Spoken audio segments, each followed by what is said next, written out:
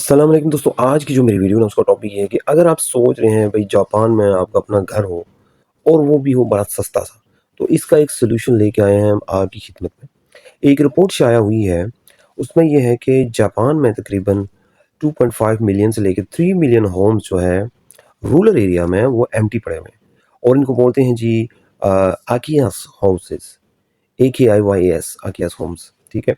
ये आप खरीद सकते हैं तकरीबन स्टार्टिंग फ्रॉम $7,000 टू $10,000, 12,000, 15, 20 डिपेंड्स करता है कि घर की जो कंडीशन है ना और लोकेशन पे डिपेंड करता है। But I am talking about the cheap property, cheap homes, empty homes in Japan. अगर जापान में ऐसे घर हैं जो कि 10 साल से 15 साल से एम्प्टी पड़े हुए हैं, इसकी वजूहात क्या हो सकती हैं? इसकी वजूहात जो मैंने पढ़ी हैं, उसकी वजूहात कि कुछ लोग तो जनाब वहाँ पे शहरी इलाका मूव हो गए हैं, दोबारा आए ही नहीं हैं। दूसरा जो सबसे बड़ा फैक्टर है ना, वो है जापान का बर्थ रेट डिक्रीज़ कर रहा है डे बाय डे। तो ये भी एक बहुत बड़ी रीज़न है कि जापान में बहुत से घर खाली हो रहे हैं। अब मैंने आपको कीमत तो बता दी, आप $7,000 से लेके आप $20,000 तक घर खरीद सकते हैं और ये मुख्तलिफ जो आइलैंड्स हैं जापान के अंदर, जज़ीरे हैं, वहाँ पे ये घर अवेलेबल हैं, देहातों में अवेलेबल हैं। घर के साथ आपको ज़मीन भी मिलेगी, ठीक है? तो ये एक बात है, ठीक है? दूसरी इसमें जो ख़ास इन्फॉर्मेशन ये है कि सवाल ये है कि क्या फ़ॉरेनर जो हैं, जो विज़िट वीज़े पे जाता है, क्या वो घर ले सकता है? तो जापान के लॉ में yes they can buy home, आप घर ले सकते हैं। अभी जो सेकंड क्वेश्चन ये है मेरा, सेकंड क्वेश्चन ये है कि क्या घर की बेस पे आप कुछ रेज़िडेंसी वगैरह ले सकते हैं? तो नहीं, ये तो एक सेपरेट किस्सा है, ठीक है? और इसके अलावा जो इम्पोर्टेंट चीज़ होती है कि आपने लोकल एजेंट को हायर करना है, लोकल प्रॉपर्टी एजेंट को आपने हायर करना है, वो आपकी हेल्प करेगा कि आपने घर किस तरह लेना है, ठीक है?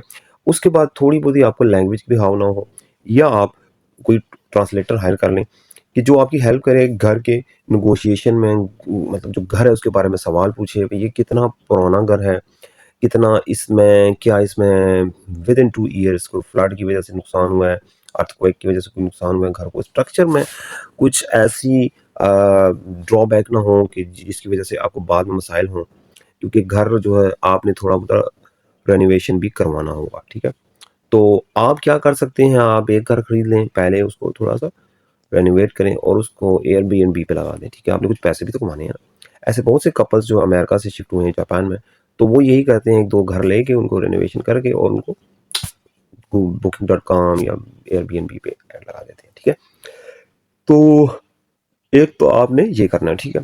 और इसके अलावा आपके ऊपर टैक्सेस भी आपने थोड़े बहुत देने होंगे घर के, जब ज़ाहिर बात है जहाँ भी किसी भी मुल्क में घर खरीदा जाता है तो उसपे कुछ टैक्स भी होता है, वो भी आपको पे करना है। इसके अलावा आप ईयरली टैक्सेस भी होंगे, हर जो आपका जज़ीरा है उसमें टैक्सेस के रेट मुख्तलिफ होता है। तो आपने ये भी पूछना है कि कितना आपने जब परचेज़ करना है वो तो एक टैक्स पे करना है और ईयरली कितना आपने टैक्स पे करना है, ठीक है?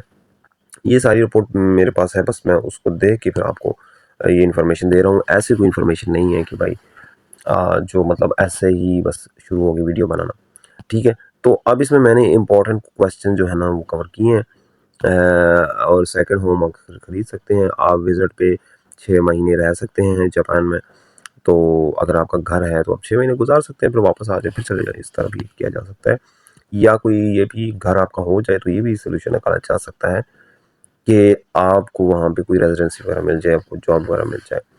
तो इसके अलावा एक और ऑप्शन भी है कि एक तो आप 2 घर ले लें, एक घर में खुद रह लें, एक घर रेंट पे लगा दें, मतलब फॉरेन टूरिस्ट के लिए, ठीक है? दूसरा आप वहाँ पे फ्रूट वगैरह ज़मीन में लगा सकते हैं, वेजिटेबल लगा सकते हैं, उसको लोकल मार्केट में सेल कर सकते हैं।